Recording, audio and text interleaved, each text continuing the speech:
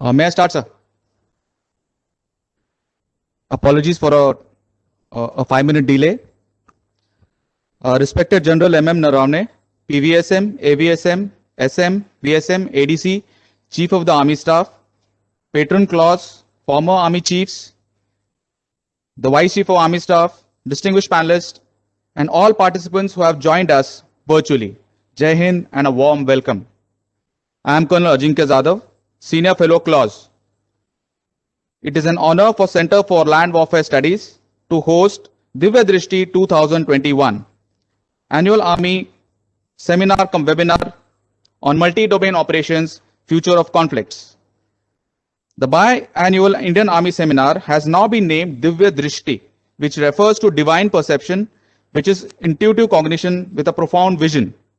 The discussions on multi-domain operations achieve relevance in this context. The discussions on this highly relevant and a pertinent subject of strategic importance will be conducted over 4 sessions.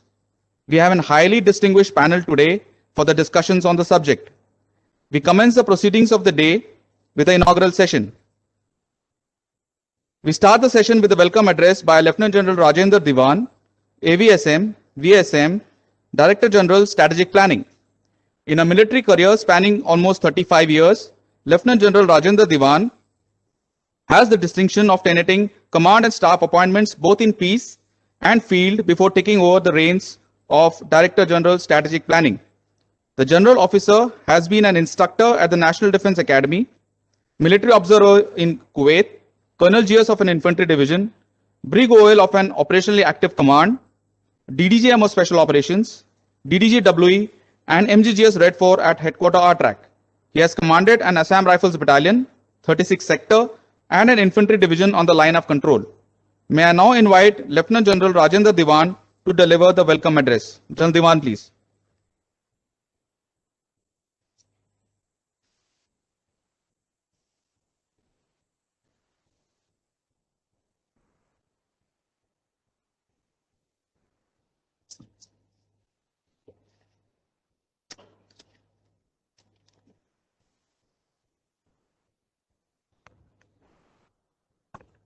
Good morning, everybody.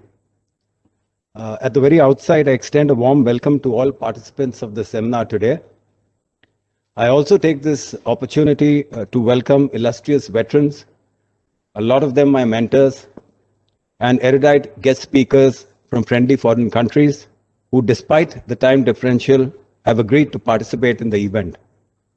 A heartfelt welcome also to all participants from the 3 services, the strategic community, and defense analysts who have joined us online. We look forward to your views during the interactive sessions. Multi-domain ops, MDO, future of conflicts, the topic of today's webinar, has assumed immense importance with major strategic and operational underpinnings, more so in the recent past. The seeds of MDO were sown in the USA as a result of rise of revisionist powers that chose to exploit the conditions of the operational environment without resorting to armed conflict. Essential components of such operations, as we are all aware, include cyber, space and outer space, electromagnetic, special operations, and psychological warfare, amongst other traditional domains.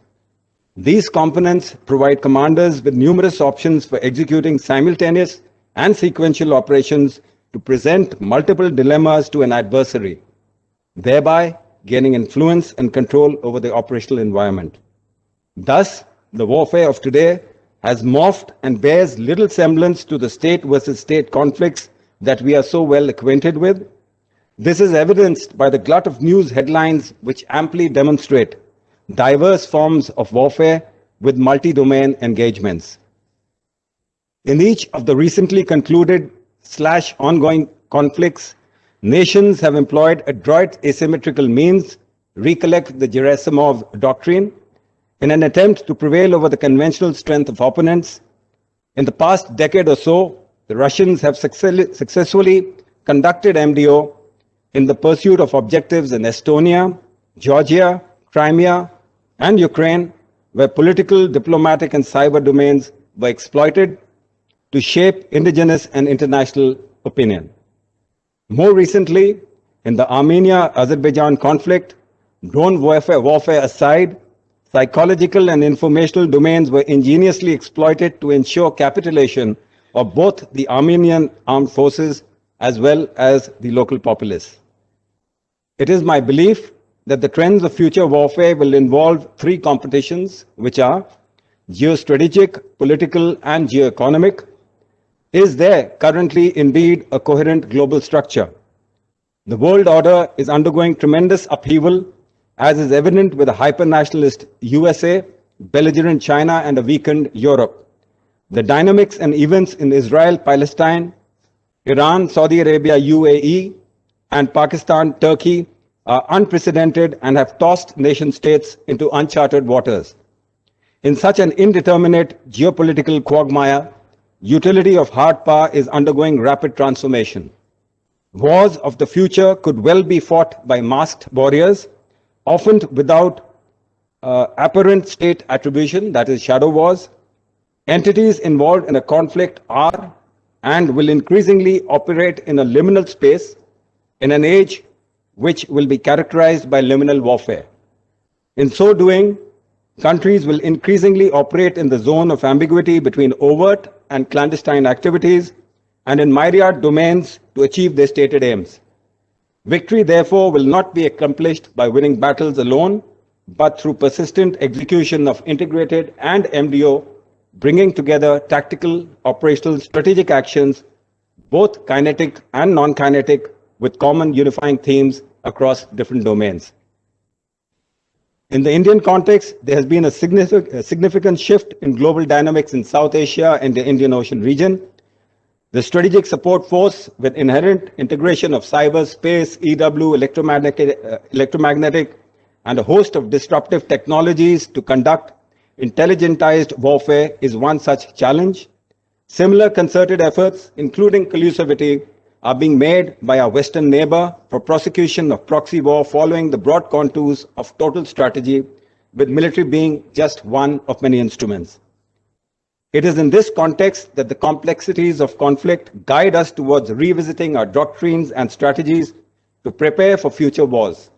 In other words, the MDO concept is a pathway by which combat forces of the future will weaponize themselves relative to the contingency that they are tasked to address, rather than attempting to address the contingency with the arms at their disposal, implying that we have to choose between fighting the fight that fits one's weapons or then making weapons to fit the fight. We therefore need to transcend limitations that weapon systems traditionally impose on tactics and doctrines. Notwithstanding, our capability development strategy is not cast in stone, but is constantly being reviewed and revisited to align with these paradigms. Creation of the Integrated Theater Command, Cyber and Space Agencies, Armed Forces Special Operations Division, IBGization, and ICADS are also steps in this direction. To conclude, our armed forces today are at crossroads. Reliance on attrition, firepower, and mechanized warfare had earlier led us to our successes. However, these alone cannot win future wars. Towards this end, we must guide convergence and integration across different domains. I am certain that this seminar will throw up fruitful lessons and quantifiable recommendations for implementation by the armed forces. Jai Hind.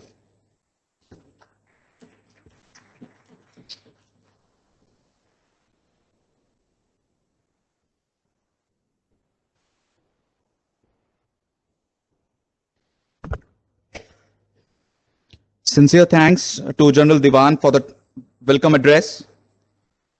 It is our proud privilege to welcome the Chief